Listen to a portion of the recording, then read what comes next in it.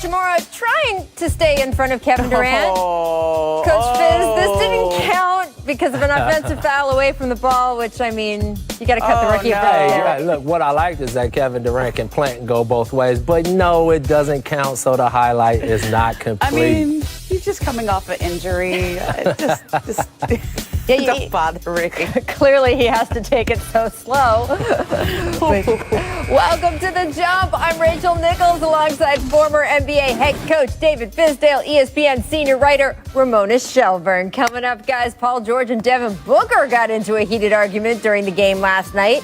Paul said afterward he has been the target of more trash talk this season than in the past. Does he still have work to do to silence his doubters? We're going to discuss that. First, though, a lot of sports is binary, right? The ball goes in or it doesn't. It's called a foul or it isn't. Either you win or you don't. There is no gray area. So it's not shocking that over this past weekend, there was a lot of binary talk about Steph Curry, especially if you go back to Friday night when Portland thumped the Warriors by 25. Curry was still Golden State's leading scorer that night, but even he called the evening, quote, demoralizing after making just 4 of his 12 three-point attempts and finishing the game a minus 27.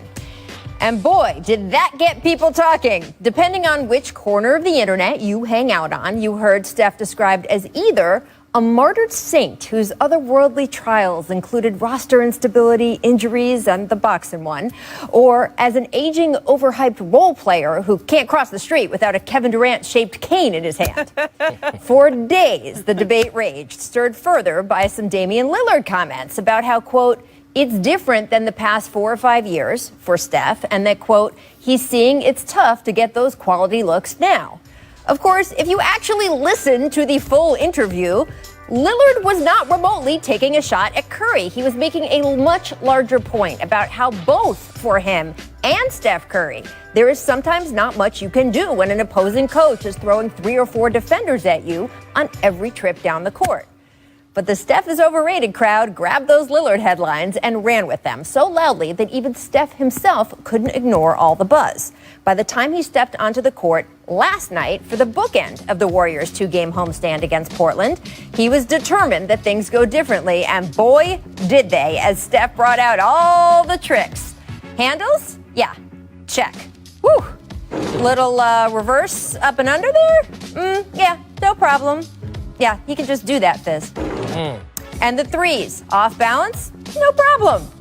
I love it. Catch and shoot. I mean, goodness. I mean, no problem. You talking about one of the 2-time MVPs, Rach. Woo! Woo! Now, it was not the most important game of Steph Curry's career, but it was one of the best he's ever had statistically.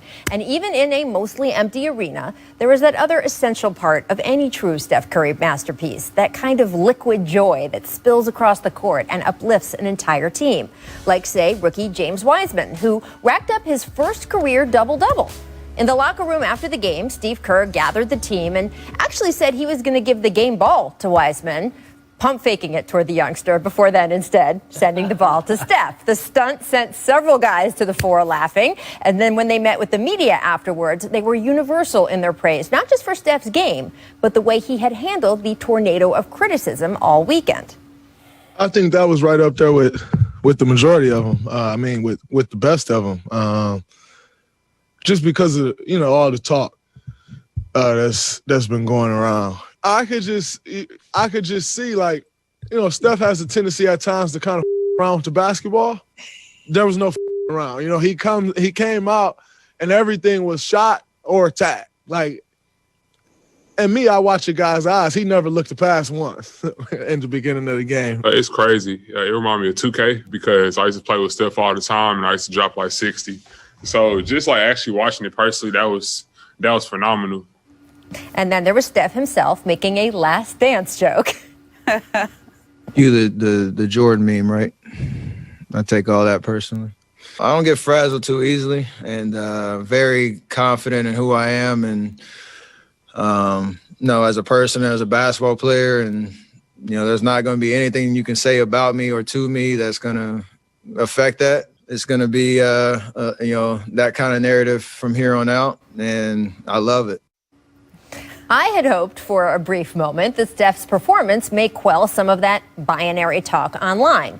Of course, that wasn't going to happen. Even as Steph was still at the podium, debate was raging between the I told you so crowd versus the hey, it's just a regular season game crew. The truth, of course, is somewhere in the middle. Steph is a generational, truly great player who also does need to figure out this season how to make more of a nightly impact leading a depleted team.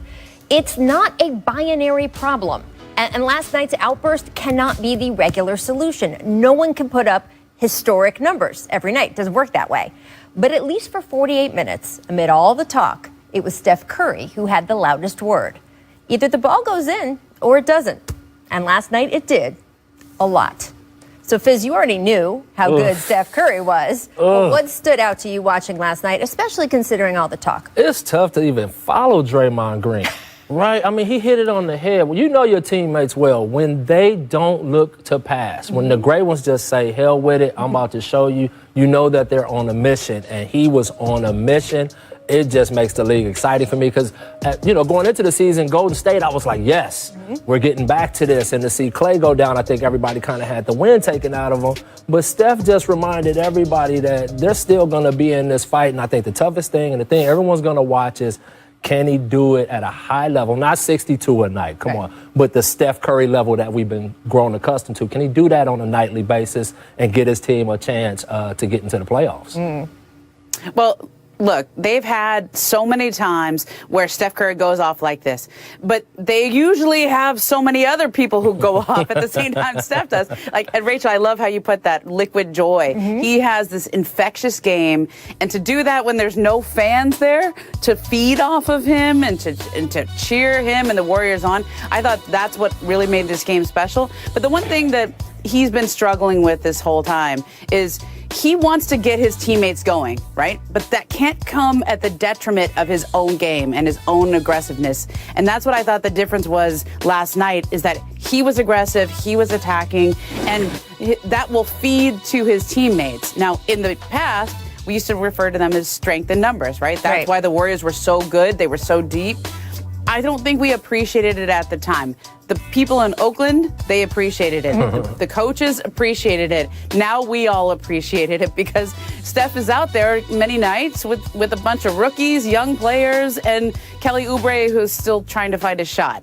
So for him to do that with no crowd, nobody else to feed off of, that's what was so impressive. And also, by the way, how Draymond Green plays in these games affects Steph. And Draymond did not score buckets last night. Everyone's talked about his stat line. But defensively, the way he played, the tone he set, the way he helped and enabled James Wiseman have that double-double, there is no replacement for this. Draymond Green was Draymond Green last night. And he's talked about needing a few games to get the wind back into him and everything. But if he can do what he did last night, he doesn't have to score a point. He still makes things easier for Steph and easier for the other guys around him, and that is why they had so much strength and all those numbers, Ramona, as you note. Now, I know the story was Steph and this huge explosion last night, but Fizz, for you as a coach, did the win over the Blazers map out anything for you, bigger picture, about how the Warriors can play this season? Oh, absolutely. I think this is a great moment to really get a lift off for their team. Draymond Green is just getting his legs underneath him. And then the Steph Curry that these young guys are used to watching from a distance, they got to see it up close. And all that does is galvanize guys around you. They gain more confidence. They feel more confident. And with Draymond Green, I've never looked at his stat line other than plus minus. Right. And a lot of people don't like the plus minus category, but I always put the film together with the plus minus. It's not nothing. It's not nothing. And his film always says, I'm helping my team and my teammates win basketball games. I don't care about the other statistical categories with him. I just look at that. And last night, plus 22. Draymond Green is going to slowly work his way back to who he is. He's got that monster lob threat down there, and Steph Curry coming along very fine. Well, you know what you pointed out earlier, Rachel, which I think is right on, is Draymond Green and the way he passes, the way he facilitates that offense is everything for the Warriors. And it's what Steph was trying to do in his absence, but that's not. Steph can't do everything. He can't score and pass and make his teammates better and defend. He's got to just let Draymond be in that role. And you saw all those highlights we saw? almost every single one of them was Draymond Green facilitating.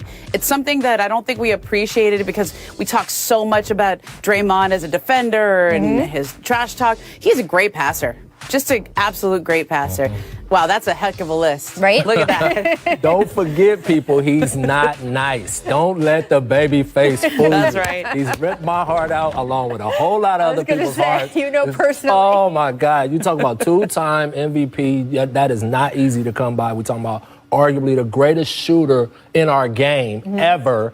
But this generation, him and Clay are just battling over it. That is certainly true. And Ramona, just to follow up on what you said earlier, I do think him having the ball in his hands more was a factor, right? You talked about the idea that he's been trying to get everybody else involved. And at this point, as Draymond said, he was not looking to pass last night. I don't, again, know if he's going to have that many touches. You look at his numbers. I mean, they were the highest they had been for him on those kinds of categories in 4 or 5 years. I don't know if he's going to do that every night, but the idea that he could be a little bit more ball dominant is something that I know I heard the Warriors talking about post-game last night, and we'll have to see. Because the world's gone. No one else goes deeper, that's a fact. One slide, one tap, it's the ESPN app. Fun guy, what's up, baby? What it do, baby? Make, miss. It's a make or miss league, baby. That's it. In the end, that's it. I agree with Kawhi. Make Arrested Development. Hornets Sixers. Tobias Harris calls his own number and packs it. Ooh. Ramona Harris looking like Clippers Harris this year. I don't know. I think that Doc Rivers has really That designed was some things to get him impressive. going. I know Tobias I'm Harris. going to point out the Wave. topic bar Yambo. at the bottom of the Wow. screen for the Arrested Development fans there. Just saying. Sorry. Doubts Bomber. Sorry. Miss Showtime. Bulls down almost 30, but Denzel Valentine decides it's a good time to get flashy, and it did not go well. No. If you were his coach, Fizz, what would you be saying to him in this situation? We have to have a conversation about that one. This is not and one mixtapes, buddy. Go get a I used to do layup. things like that when I played Fizz. You would See, hate you would- me. you My would coach probably was like, uncoachable. what are you doing? Uncoachable. You know, but you probably made all your shots too, so you know, you was probably No, tough to I take out of didn't. I was just a total hot dog. It was just ridiculous. I think we're going to need some video, Ramona. That's I a know. note to We gotta self get for that next time. film. I grew up watching Magic. I'm sorry. Make decals. Lakers Grizz. LeBron pulling up from the logo. Fizz, did he do this when you were coaching him in Miami? Yes. Yes, he did. And then he always Yeah, look. Look, sometimes he just feels like, you know what? I'm gonna do this. And I think sometimes you just got, as a coach, hope that it goes in and look the other way if he misses. Gonna have to guard him from there now. Well, he is 36 years old now, 18 seasons, and I love that I still see things on the court. I mean, look how happy he was with himself after he hit that logo shot. He can hit that shot from about 30 feet further back because he's so strong. Well, he does the full court Kevin Love Football pass, lobs, yeah. right? It's ridiculous. Some of those can go in the hoop. All Gonna right, have to guard him. Miss Gravity, Hawks Nets fourth quarter. Hawks up big. John Collins elevates over Jared Allen, and that's not just anyone. That's Jared Allen. He goes and gets it. That's Yep. right. It's I don't know, Ramona, business decision by Allen there. I mean, No, you know what? He got in there and contested really well. And if you notice, he hung a little in the air there. John Collins had to pause, wait for Jared Allen to fly by. This is why he could be a dunk chance. wait, why are the producers putting the airplane video in there? That's not right. Do not bring a man back to a low moment after a high moment. Let him have his identity. That's right. Good point. He dunked on him. That's getting dunked on right there. He had to let him fly by. But you know, poor Jared airplane. Allen's gonna go after it every I feel single bad time. for that airplane. Make doinks. Titans with a chance to win it. Let's go over the NFL here. Wow. I like this. Doink. Here we go. Doink. There it is. Does not go. Oh, it did go in. Right, It yes. went in. It went in. Doink. You made it. Do you think he called doink? No, he did not call doink. Doink. But he is a happy man because There you it went go. in. I'll tell you that. There you go. I always need the replay on the field goals when it first goes in. I'm like, what are they doing? Are they I know. going here? Are they going? I could be standing right there and I still I know. couldn't I have. tell. Yes. Time to run it back with the best doink winners ever. 2014. Blake Griffin against the Suns. Doink. Oh my gosh. Oh, just held on. Game winner. Look, That's pretty tame for Ballmer.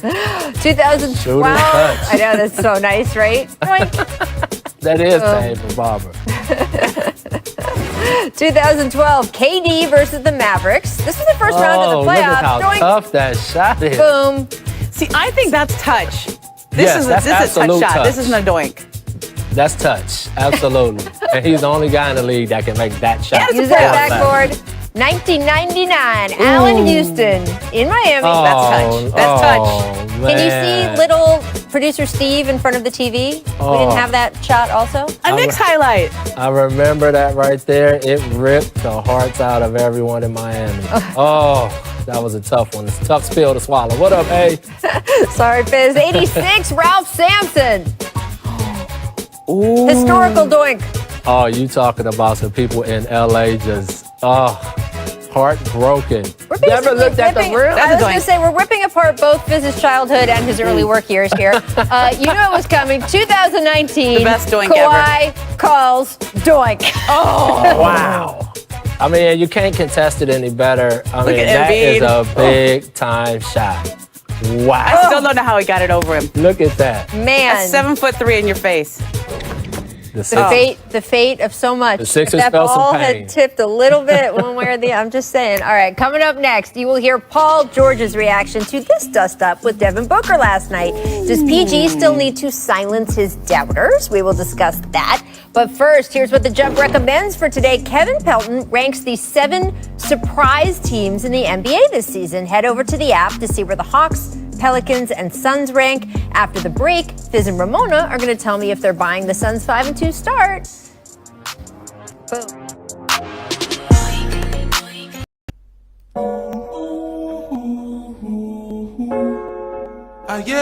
Yeah.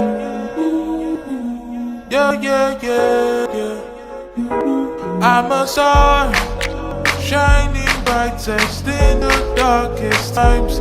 I'm a star, twinkle, twinkle, I bring the sparkle in, light your world up. Yeah.